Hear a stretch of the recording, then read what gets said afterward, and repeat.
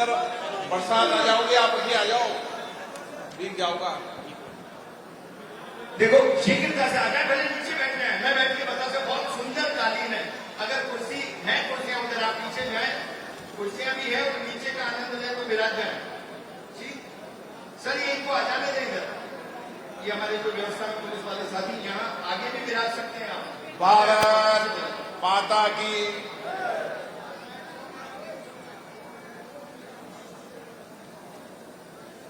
सर्द मौसम है, बरसात भी है, लेकिन उसके साथ मकर संक्रांति, सूर्य देवता की उत्तरायण की ओर बढ़ना,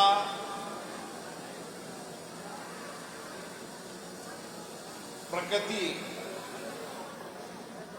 और खेत खलियान में खुशहाली और समृद्धि का पर्व है। और ये सारा इलाका, ये सारा क्षेत्र अन्नदाताओं का क्षेत्र है। अन्नदाता किसान कड़ी मेहनत कर चाहे तपती गर्मी हो, चाहे बरसात का मौसम हो, चाहे इस तरह की कड़ाके की सर्दी हो, उन सारे मौसम के अंदर कड़ी मेहनत परिश्रम कर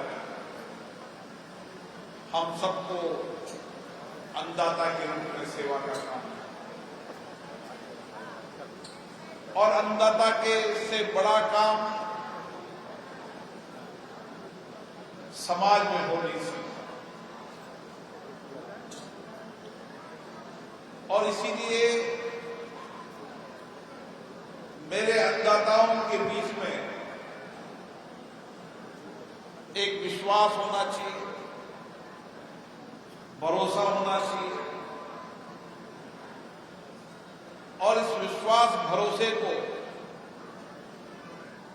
हमें और बढ़ाने की आवश्यकता है। मुझे पता है कई सारी चुनौतियां किसान झेलता है।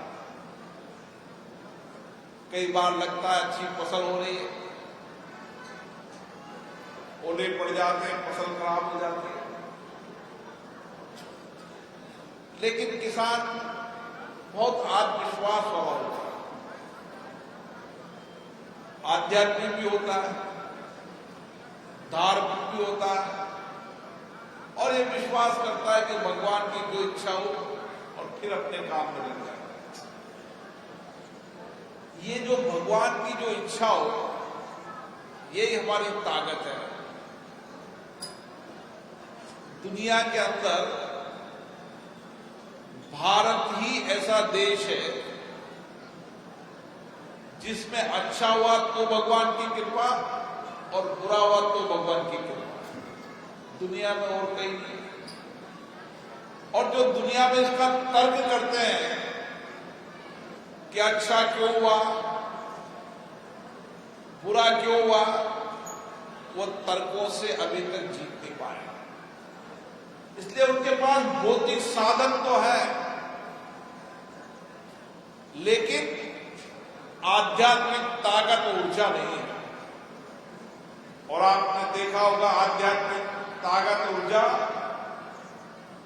कि प्रयागराज के अंदर जब महाकुंभ हो रहा है, सुबह 5 बजे हमारे साधु संत, बदन पे कपड़ा नहीं, लेकिन आध्यात्मिक ऊर्जा ऐसी जो धर्म की ऊर्जा है, वो ताकत और सामर्थ्य है।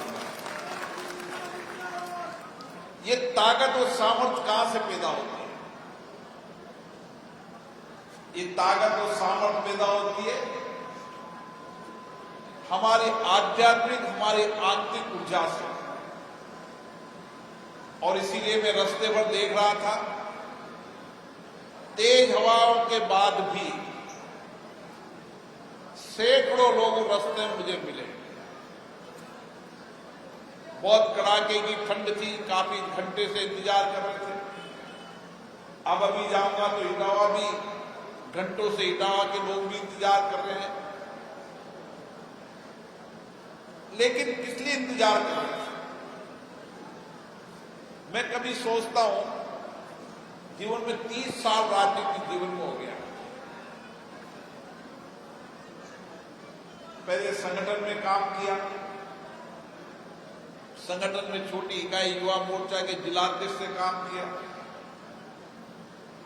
और काम करते करते आप लोगों के बीच में से ही कई संघर्ष देखे, कई चुनौतियों के लड़े, कई कठिनाइयों के लिए लड़े। लेकिन धीरे धीरे लड़ते लड़ते 2003 में आपने मुझे विधायक बनाया, फिर सांसद बनाया, फिर स्पीकर बनाया। मेरा मानना है कि ये विश्वास भरोसा आपका हमारा है, और इस विश्वास भरोसे के अंदर मन में कभी शंका और आशंका नहीं होना चाहिए। जीवन में मन में शंका आशंका वो विश्वास को तोड़ती है, भरोसे को तोड़ती है। और मेरा मानना है कि एक जनप्रतिनिधि को ये प्रयास लगातार करते रहना चाहिए कि वह लोगों के विश्वास भरोसे को जीते। और विश्वास भरोसा जब मजबूत होता है, जब आप सत्य की माला पहनोगे। सत्य की माला कभी टूट नहीं सकती, और असत्य की माला को टूटने से कोई बचा नहीं सकता। वो आज नहीं टूटेगी, कल टूटेगी, टूटेगी सही। हो सकता है कहीं 10, 15, 20 साल में चल जाता है, लेकिन टूटती जरूर है। मुझे अभी रास्ते में कई लोगों ने कई विषय बताए। मैं खुद भी उन रोडों से गुजरा हूं, उन रास्तों से गुजरा हूं, खेत खलिहान के किसानों के खेतों से गुजरा हूं। लोगों की पीड़ा भी समझता हूं, लोगों की दर्द भी समझता हूं। और मेरी कोशिश रहती है कि एक होता है भौतिक संसाधन होते हैं, रोड बनाना, ये भौतिक संसाधन है। और भौतिक संसाधन से कभी कोई व्यक्ति विश्वास भरोसा नहीं कर सकता जब तक आध्यात्मिक और धर्म का विश्वास भरोसा नहीं होगा, आपका मेरा विश्वास नहीं होगा। इसलिए मैं आज बैठे बैठे से बात कर रहा था, तो मैंने कहा कि हर गांव से अब कुंभ की यात्रा कराना चाहिए।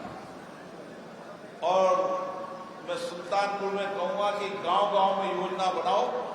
मैं आपकी कुंभ की यात्रा कराऊंगा, ताकि कुंभ में आध्यात्मिक ऊर्जा मिलने की ताकत। मेरी माता बहनें भी जाए, गांव से जाए, पहले झांसी के अंदर ओरछा के मंदिर के दर्शन करें, फिर चित्रकूट में भगवान राम के दर्शन करें, और फिर प्रयागराज में जाकर मां कुंभ करके वापस लौटें। इससे एक आध्यात्मिक ऊर्जा भी मिलेगी, नया विश्वास भरोसा मिलेगा। और जब आध्यात्मिक ऊर्जा होगी तो आपके हमारे मन में उस गरीब व्यक्ति के जीवन को बदलने की और सामर्थ्य पैदा होगा। मेरा मानना है कि सबसे पहले उस गरीब के जीवन को बदलना।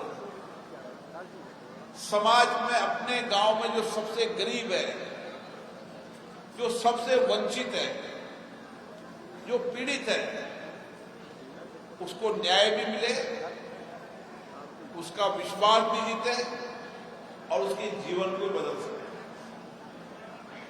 और मैं कई बार कहता हूं, मेरी आंखें जब तक देखती कोशिश करता हूं, मेरे जनप्रतिनिधियों से ये अपेक्षा करता हूं कि वह अपने अपने गांव के अंदर कोशिश करे कि हमारे गांव में सबसे वंचित गरीब व्यक्ति कौन है। मैं कई बार मंचों से कह चुका हूं कि हमें ऐसे गरीब वंचित व्यक्तियों की सूची बनाना चाहिए और उनके जीवन को कैसे बदलना है।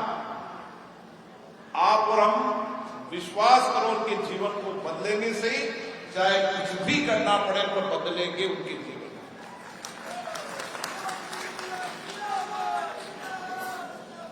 मैं पहले भी इसी मंच से कह के गया था कि हर महिला को गांव के अंदर काम मिले, वह आत्मनिर्भर हो। हमारे प्रधानमंत्री जी हमेशा एक ही बात कहते हैं, उन्होंने जब विचार बनाया तो कैसा विचार बनाया था, क्योंकि प्रधानमंत्री जी भी जमीन में राजनीति की, सामाजिक जीवन की है।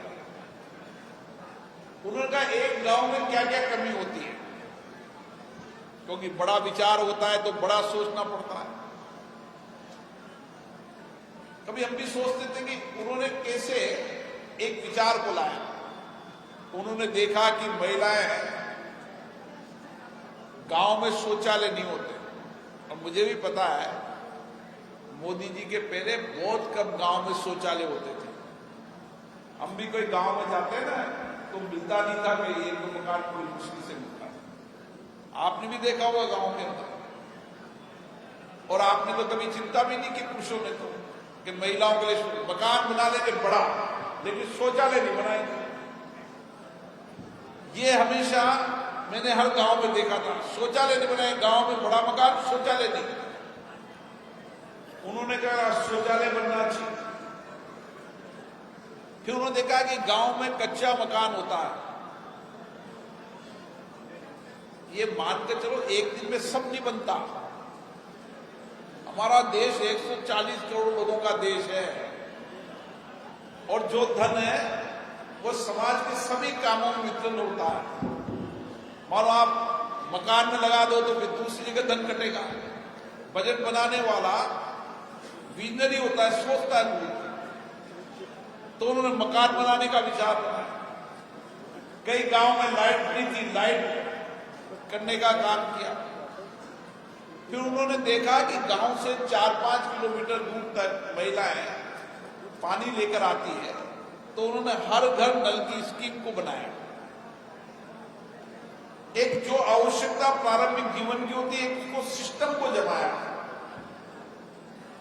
किसान के आर्थिक हालत के लिए उसको कुछ सहायता देने का काम किया। अब उन्होंने देखा कि महिलाएं जब तक आत्मस्वावलंबन नहीं बनेगी, जब तक देश बदलाव नहीं होगा।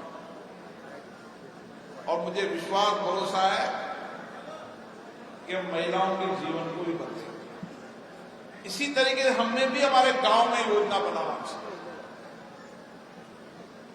मुझे याद है जेके लोन के अंदर जब 15 बच्चे मरे थे तो मैं उन महिलाओं के घर पे गया था। मैं महिलाओं के घर पे गया तो मैंने देखा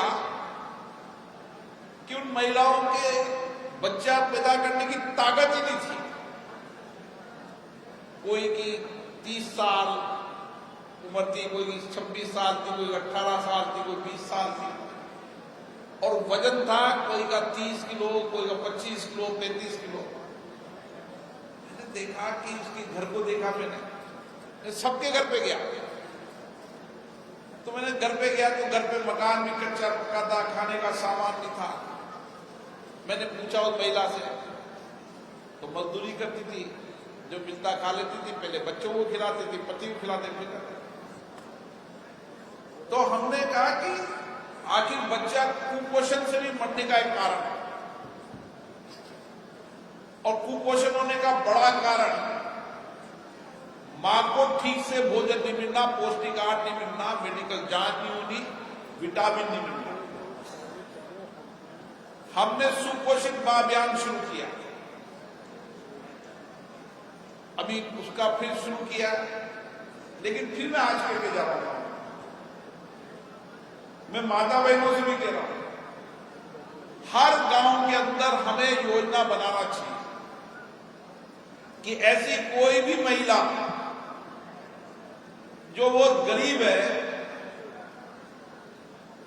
जो रोज मजदूरी करती है, भोजन ठीक से नहीं खा सकती, उसको 9 महीने तक और बच्चा पैदा होने के बाद 1 महीने तक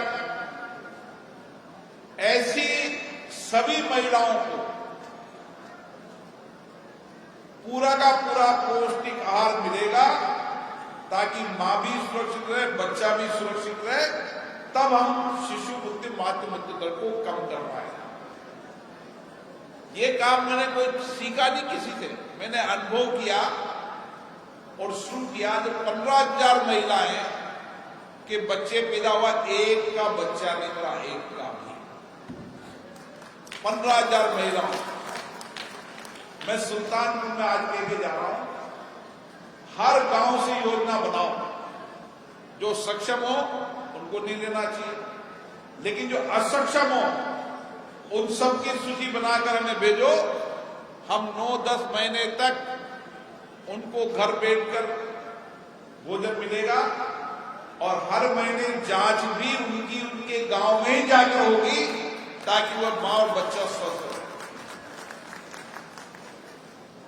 फिर उसके बाद किसी के घर में अगर बच्ची पैदा हो जाती है तो गरीब है, वंचित है, और घर में बच्ची पैदा होगी तो मन अशांत हो रहा है, तो उस बच्ची को पैदा होने से 18 साल तक उसको आर्थिक सहायता भी और उसकी शिक्षा का वहन भी उठाएंगे, ताकि बच्ची पैदा हो तो 18 साल की बड़ी। मैं इसलिए कहता हूं ये चीजें कि मुझे जब भी एप्लीकेशन मिलती है ना, तो रोड की मिलती है, मेरे यहां का रोड वहां से, वहां का रोड वहां से। रोड एक आवश्यकता है। मैं जिन रोडों पे चला हूं, आप निश्चित मानो इस 5 साल के अंदर सुल्तानपुर इलाके का कोई रोड ऐसा नहीं होगा जो सब गांव से कनेक्ट नहीं होगा। सारे गांव, कुछ इस साल होंगे, कुछ अगले साल होंगे, कुछ अगले साल होंगे, कुछ केंद्र की योजना से लेंगे, कुछ राज्य की योजना से लेंगे। मुझे संतोष जी बता रहे थे कि सुल्तानपुर से निमोदा हो जाओ, मैं उसको रोड पे गया हूं, लेकिन जब रोड का प्रस्ताव स्वीकृत हुआ तो डामर का हुआ, तो मैंने उनको कहा कि जब तक ये सीसी रोड नहीं बनेगा, इनमें सीपेज इतना है, बड़ी दिक्कत आएगी, इसलिए सीसी रोड बनाएंगे और शानदार रोड बनाएंगे, आप निश्चित मान करते हैं। कोई रोड की कनेक्टिविटी नहीं, जो मुंह से निकल गया। मैं एक दिन ऐसे चला गया निमोदा में, लोगों ने जिद करी, जैसा माता जी की पुलिया उठाए हो, असंबोधा मैंने कहा बन जाएगी पुलिया। अभी 3 साल 4 साल 5 साल पहले बोला था मैं, 5 साल हो गए उसको, लेकिन मेरे दिमाग में था वो अगले साल उसको सेंक्शन करा देंगे इसमें, या अगले साल में वहां की पुलिया का काम हो जाएगा, 3 साल में हो जाएगा। कई बार लोग कहते हैं मुल्ला जी बोलते बोल रहे, मैं जो बोलता हूं ना, एक काम को नहीं बोलता। एक पुलियाती भूमि में 8 साल पहले बोला था, 8 साल पहले, और जब मेरा मौका मिला, उस गांव में असंभव था, क्योंकि गांव के अंदर 35 करोड़ की पुलिया नहीं बन सकती थी। मैंने वहां जब मौका मिला तो उसको एमडीआर घोषित कराया और दिल्ली से 35 करोड़ की पुलिया बनाई, क्योंकि मेरे दिमाग में वो था कि वो पुलिया पुलिये जो बाकी है। तो ऐसे कभी कोई का विश्वास भरोसा नहीं छोड़ेंगे, समय लग सकता है, समय लग सकता है। मैं हमेशा कहता हूं कि समय लग सकता है, लेकिन हर काम पूरा होगा। हमने जब कहा था कि हर घर, इसी सुल्तानपुर इसी पंच से कहा था कि हर घर अस्पताल पहुंचेगा, को हमने बात करने के पहले सोचा था, और आज 4 मोबाइल वैन हर गांव में जाएगी और आने वाले समय के अंदर हर छोटे गांव के अंदर, जो गांव जहां स्वास्थ्य केंद्र नहीं है वहां उप स्वास्थ्य केंद्र बनाएंगे, जहां प्राथमिक स्वास्थ्य केंद्र की आवश्यकता होगी प्राथमिक स्वास्थ्य केंद्र बनाएंगे, और जैसे सुल्तानपुर का जो CSC है उसको ऐसा बढ़िया हॉस्पिटल बनाएंगे कि लोगों को कोटा जाने की आवश्यकता नहीं पड़े। हर छोटा काम, चाहे रोड कनेक्टिविटी हो, चाहे पीने का पानी हो, बिजली हो। मुझे याद है मैं लेके गया था पीने का पानी, अभी टेंडर प्रक्रिया में, लेकिन आप निश्चित मानो आपके इसी डैम से, नोनेरा बांध से हर गांव के अंदर पीने का पानी पहुंचेगा ही पहुंचेगा। 3 साल लग जाएंगे लेकिन पहुंचेगा जरूर। तो ये मूल चीजें हैं, मूल बातें हैं। पीने का पानी हो, रोड कनेक्टिविटी हो, हर खेत का पानी पहुंचे, और आने वाले समय के अंदर यहां तो खेत सब कनेक्ट है पानी से। कोटा बूंदी के अंदर कोई गांव ऐसा नहीं होगा जहां नहर का पानी नहीं पहुंचेगा, चाहे ERC से पहुंचे, चाहे अन्य योजना से पहुंचे। हर खेत तक पानी पहुंचाना हमारा संकल्प और विचार है। उस विचार को पूरा करके ही छोड़ेंगे, क्योंकि खेत खलिहान में पानी पहुंचना सबसे आवश्यक है। और अगले साल आप लोग बैठकर योजना बनाओ। टेल में पानी काम पे नहीं आता, लेट आता है, जल्दी आता है। कुछ किसान बैठो, चर्चा करो कि कितने दिन पहले पानी पहुंचना चाहिए, किस किस इलाके में कब कब पानी पहुंचना चाहिए, कौन कौन से इलाके में पानी पहुंचने की दिक्कत आती है। अलग अलग चर्चा करने की अपेक्षा सुल्तानपुर की जितने भी मुख्य नहर और मुख्य नहर के साथ माइनर डोरे वगैरह तक की योजना बनाए। अधिकारी को मैं भेजूंगा, पूरा ब्लूप्रिंट बनाओ ताकि हर खेत तक ठीक समय पानी पहुंच जाए। किसान को लड़ना नहीं पड़े कि मेरे यहां पानी नहीं आया, मेरे यहां पानी आया। जितनी तारीख तय हो उतनी तारीख को पानी वहां पहुंच जाए। मेरा दावा विश्वास है ये हम करके छोड़ेंगे, लेकिन इसके लिए सामूहिकता से आपको बैठना पड़ेगा, क्योंकि पानी जब एक साथ चलता है तो सब जगह नहीं जा सकता। तो खेत खलिहान में किसान को समझना पड़ेगा मुझे कब लगाना है, इस गांव का व्यक्ति कब लगाएगा, इस गांव का व्यक्ति कब लगाएगा, ताकि हर खेत तक पानी पहुंच जाए। और इतनी तारीख को पानी आएगा, उसके पहले खाद बीज डालना ही डालना, जब डालना है तो कब डालना। ये गांव में बैठकर सामूहिकता से प्लान करना पड़ेगा। और ये जब प्लान बन जाएगा, इतनी तारीख को इतनी बजे पानी आना है तो इतनी बजे पानी आएगा, और गांव के व्यक्ति को पता है कि इतनी तारीख को पानी आना है। इस सिस्टम को भी डेवलप करना पड़ेगा। लेकिन परेशानी क्या है, सब गांव वाले एक साथ कर देते हैं, एक साथ करते गड़बड़ होगी। 5-5, 7-7 दिन का अंतर चीजों में रखना पड़ेगा कि 7 दिन इस गांव में, 8 दिन गांव में, 9 दिन इस गांव में। इतना अंतर रखोगे तो हर गांव तक ठीक से पानी ठीक समय तारीख पर पहुंच जाएगा, ताकि खेत के किसान में कोई दिक्कत नहीं आए। रोड कनेक्टिविटी जो आवश्यकता होगी, उस आवश्यकता के अनुसार जितने भी रोड हैं, कुछ रोड अभी लिए हैं। ये हमारे मंडलाध्यक्ष जी बैठे हैं, कहाँ है मीणा जी? मीणा जी मंडलाध्यक्ष जी। अब इसके चेतराम के गांव में गया था तो इनकी सबसे बड़ी मांग क्या थी तुम्हारी? और डोबरडी वाला रोड हो गया जी को न बोल रही हो? डोबरडी रोड में कब से मांग कर रहे हो डोबरडी वाले रोड की? 10 साल पहले बन गई जो, तो जो बोला ना 70 साल बाद पहली बार बन रही डोबरडी रोड। और मैं गया था उस गांव में, और मैं कह के गया था तुम्हारा रोड बनेगा, कहा था मैंने 6 साल पहले। कितने? 6 साल पहले। जब भी मेरा उसका लगा हिसाब किताब, मैंने कहा पहले डोबरडी वाला रोड को बना। तो ऐसा नहीं कि जो चीजें आपने कही है वह सब चीजें होगी। आज भी 5 करोड़ 70 लाख के शिलान्यास लोकार्पण है, और 11 करोड़ 12 करोड़ की सड़कें स्वीकृत करा दी है, उसकी चिंता मत करो करोड़ों की स्वीकृति की सड़कों की। जो सोच होगा ना, उस सोच से आगे सोचता हूं 2 कदम। जब वहां दिल्ली बैठता हूं तो बचा काम एक ही करता हूं, और करना भी चाहिए, सबको करना चाहिए। मैं कोई ऐसा नहीं करा, सबको करना चाहिए। वहां सोचता हूं तो दिन भर ये सोचता हूं कि इलाके के लोगों के जीवन को कैसे बदल सकता हूं, बस एक सोच रहती है। समय लग जाता है चीजों में, लेकिन विचार एक कि लोगों के विश्वास भरोसे को जीतना, लोगों की जिंदगियों को बदलना। जो लोग सामाजिक रूप से, आर्थिक रूप से कमजोर हैं, उनके जीवन को बेहतर करना, और गरीब व्यक्ति के जीवन को कैसे ठीक कर सकते हैं उसकी योजना बनाना। और आप विश्वास करो, हर गांव के अंदर, चाहे विकलांग व्यक्ति हो, अपंग हो, ऐसे सब लोगों की सूची बनाओ। और फिर आने वाले समय में मैं बार बार कहता हूं, देखो जीवन में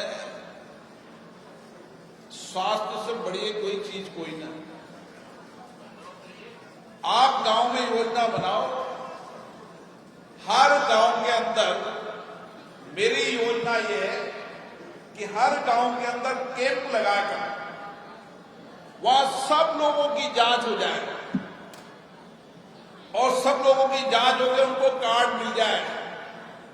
वो कार्ड डिजिटल भी होगा, ताकि कभी भी कोई व्यक्ति बीमार पड़ेगा तो उसको पता होगा कि 1 जनवरी को मैं ठीक था, मैं 20 जनवरी को तबियत हो, डॉक्टर ठीक से इलाज की व्यवस्था करें। और कोई भी व्यक्ति ऐसा होगा, गरीब होगा, आर्थिक रूप से कमजोर होगा, ऐसे लोगों को हम चयनित कर लेंगे और उन सबका इलाज फ्री में कराएंगे। कोटा में कराएंगे, जयपुर में दिल्ली कराएंगे, दिल्ली में जहां भी आवश्यकता होगी कराएंगे। कई बार मुझे बहुत पीड़ा होती है, जब मैं अस्पताल में जाता हूं तो मैं देखता हूं कि गांव का व्यक्ति आता भर्ती होता है, कभी खून की जरूरत पड़ जाती है, कभी क्या आवश्यकता पड़ जाती है। मैंने हॉस्पिटल में व्यवस्था की है कि हर बेड पर जाकर एक व्यक्ति रोज जाकर मिलता है, सुबह पूछता है, मैं ओम बिरला जी के यहां से आया हूं, कोई दिक्कत तो नहीं है, और सारे बेड पर जाता है, ताकि उसको कोई ब्लड की आवश्यकता हुई, दवा की आवश्यकता हुई, डॉक्टर देकर सब जो सकता है वो सब करने की आवश्यकता है। और इसीलिए हर गांव के अंदर व्यक्ति स्वस्थ रहे, और दूसरा हर गांव के अंदर विद्यालय अच्छे। हमारी सोच जो है ना, अभी मैं दिल्ली में एक कार्यक्रम में गया था, वहां अनुसूचित जाति के अफसर थे। उस अफसरों में से 100 अफसरों में से 4 अफसर कोटा बूंदी के थे, बाकी सब सवाई माधोपुर के थे या जयपुर के थे। मेरा आपसे आग्रह है, हम चाहते हैं कि सुल्तानपुर के हर स्कूल को हम अच्छे स्कूल बनाएं। और कई गांव वाले तो उत्साहित होते हैं, कई गांव वाले तो स्कूल का नाम ही नहीं लेते। हर गांव में बैठे और गांव के अंदर बैठकर स्कूल की विकास समिति बनाकर उस गांव के अंदर कैसे हम अच्छी शिक्षा दे सकते हैं। उन सारे गांव के अंदर पहले हायर सेकेंडरी स्कूल के अंदर, फिर सेकेंडरी स्कूल के अंदर, फिर 8वीं क्लास के अंदर हम कंप्यूटर लैब लगा देंगे, ताकि बच्चा आने वाला टेक्नोलॉजी की क्लास सीख सके और गांव के अंदर पढ़कर भी वो बड़े कंपटीशन की तैयारी कर सके। और सुल्तानपुर के अंदर आने वाले समय में एक डिजिटल लाइब्रेरी बनाएंगे, ताकि वह कोई भी प्रतिस्पर्धा हो, चाहे IAS की, RS की हो, यहां बैठकर पढ़ लेगा और कंपटीशन की तैयारी भी कर लेगा। और इसीलिए डिजिटल लाइब्रेरी के माध्यम से उसका प्रयास करना पड़ेगा, कोशिश करनी पड़ेगी लोगों को लाने की। तो शिक्षा और स्वास्थ्य 2 प्राथमिकता है जिनको भी पूरा करना है। और जो गांव में अभाव देखो, उस अभाव को बैठकर लोकतंत्र के लोग हैं, और लोकतंत्र में पहले कहां कारखाने होते थे, कचहरियाँ होती थी, ये होते थे, गांव में लोग बैठते थे, बात करते थे, चर्चा करते थे और जो एक फैसला करते थे भाई ये गांव हमारे पहले ये काम होना चाहिए। अब एक गांव में जाओ तो 4 एप्लीकेशन पड़ जाती है, वो 4 दिशा की ओर जाती है, वो 4 दिशा की जगह एक दिशा में पड़े और कार्यकर्ता भी 4 दिशा की ओर बढ़ जाता है, वो भी एक दिशा की ओर चले। 2 काम हो जाए ना तो सब सुधार हो। और 2 कामों में नहीं बोलता हूं, आपस में 2 राय की लड़ाई और रास्ता की लड़ाई में नहीं बोलता। एप्लीकेशन दोगे तो भी कार्रवाई नहीं करूंगा, मुझे उसका पता, मेरी दोनों आंखें एक जैसी है। मेरे जनप्रतिनिधि का दायित्व होता है कि सबकी समानता रखना, इसलिए दोहरे रास्ते के बारे में कोई बोलोगे मैंने एप्लीकेशन दीजिए नो हो तो दोहरे रास्तों पंचायत में काम उठाओ और पंचायत में पेश तो कर लो, तब दोहरा पानी को जाओ, वो दोहरा पानी को कोई तो जाओगे ना, आपस में दे दुआ का काम निकालो, कि दोहरा रास्ता गंदा करना। और इसीलिए सुल्तानपुर के अंदर भी आने वाले समय में स्पोर्ट्स कॉम्प्लेक्स अच्छा बन जाएगा। 1 करोड़ रुपए का आपका सामुदायिक भवन का काम शुरू नहीं हुआ, हो गया। सामुदायिक भवन का काम का मैं पहले कह गया था, वो भी 8-10 साल पहले कह गया था। उस सामुदायिक भवन का काम शुरू हो जाएगा। एक डिजिटल लाइब्रेरी अच्छी बनाएंगे, हॉस्पिटल ठीक बन जाएगा, बाईपास का रोड का काम भी जल्दी शुरू हो जाएगा। सुल्तानपुर का तालाब का काम भी शुरू हो चुका है, बाकी बचा और हो जाएगा। जो काम भी गांव के अंदर बाकी है, मेरी कोशिश है आप मुझे कागज दो, उसमें नाम, पता, टेलीफोन नंबर जरूर लिख दो। हर कागज का मॉनिटरिंग होता है। कोई कागज हमारे यहाँ ऐसा नहीं होता, यहाँ कोटा में होता है, दिल्ली में होता है, एक आदमी जयपुर मॉनिटरिंग करता है। रेगुलर हमने नियमित रूप से हर कागज की जानकारी रखते हैं और कोशिश करते हैं कि जो आपका कागज दिया है वो बहुत अमूल्य है, जो हो सकता है वो करते हैं। कभी इस साल होगा, कोई अगले साल होगा, मैं नहीं कहता कि 1 साल में सब हो जाएगा, क्योंकि सरकार का भी अपना बजट रहता है। और फिर ये भी अच्छा नहीं लगता है कि कोटा बूंदी में काम हो जाए तो लोग क्या कहें कि स्पीकर साहब अपने इलाके में सारे काम ले जाते हैं। पहले भी ये लोग नाराजगी व्यक्त करते हैं, थोड़ा इसका भी मुझे ध्यान रखना पड़ता है, क्योंकि एक बार मुझे याद है जनजाति का 275 का पैसा मैं ले आया था तो डूंगरपुर उदयपुर वालों ने बहुत शिकायत की थी। लेकिन आप निश्चित मानो हम आपके साथ खड़े हैं, विश्वास भरोसे के साथ खड़े हैं। हम और आप एक हैं। अभी वाला तो है, ये विश्वास भरोसा होना चाहिए। हम और सामर्थ्य से काम करेंगे और ताकत से काम करेंगे। अभी 90 मिनट है, आना जाना कम हो सकता है, वो कुछ मजबूरियां हैं मेरी, डिलीट मार सकते हैं ना कल जो दायित्व दिया उसके अनुसार मजबूरियां होती है काम करने की, उसका आना जाना कम हो सकता है। लेकिन आप कोई भी कागज देंगे तो उस कागज पर निश्चित रूप से कार्रवाई होगी। और हम चाहते हैं कि हर गांव के अंदर नौजवान भी आगे आए और आने वाले समय के अंदर इस हर गांव के अंदर हम व्यापक वृक्षारोपण करें। पहले मैं कह के गया था, इस बार अभी से योजना बनाए, कोटा बूंदी में फलों का वृक्षारोपण होना चाहिए, ताकि हर आदमी अपनी खेत से फसल के अलावा भी फलोद्यान का भी काम करे। मैं बार बार आपसे सुल्तानपुर में आगे कहता हूँ, फिर आज कह रहा हूँ, किसान भाइयों, आपका माल 6 महीने में सुल्तानपुर से उड़ेगा, 4 घंटे में दिल्ली पहुंचेगा और 7 घंटे में बॉम्बे में जो माल आपका 1 रुपया किलो बिकता है, दिल्ली के अंदर 2 रुपये किलो बिकेगा और बॉम्बे के अंदर वो 2.5 रुपये बिकेगा। मैंने दिल्ली मुंबई के भावों को देखा है, इसलिए मैं आज से आग्रह कर रहा हूँ कि कृषि के ट्रेंड को परिवर्तन कर दो थोड़ा थोड़ा। कुछ फल, सब्जी और फलोद्यान पर भी आने लग जाओ। तो यहाँ से माल जाए, सुबह 4 बजे जाओगे तो 9 बजे आप मंडी में टिक जाओगे। फोन कर रहा हूँ बाद में। और बॉम्बे जाओगे तो रात को चलोगे तो सुबह बॉम्बे में टिक जाओगे 11-12 बजे तक। तो आपकी आमदनी बढ़ जाएगी। रोड कनेक्टिविटी दिल्ली मुंबई का बहुत बड़ा लाभ सुल्तानपुर को मिलने वाला है। इसलिए मेरा आपसे आग्रह है कि कोशिश कर कर हमें कृषि के नए ट्रेंड को परिवर्तन करने की आवश्यकता है और मैं चाहता हूं किसान समृद्ध हो, खुशहाल हो, आत्मनिर्भर बने। और आज कुछ कामों को शिलान्यास लोकार्पण आज हो रहा है, कुछ का माननीय मुख्यमंत्री जी ने कर दिया था और 11 करोड़ की सड़कें और स्वीकृत होगी, जिसकी आपको जानकारी मिल जाएगी। और जो बचे काम है इस बजट में कोशिश कर रहे हैं कि कुछ काम लें और कुछ अगले बजट में लाएंगे, लेकिन सुल्तानपुर का हर गांव रोड कनेक्टिविटी से बेटर होगा ताकि आप हाईवे तक माल पहुंचाने में आपको सुविधा हो। आप सबको बहुत बहुत धन्यवाद।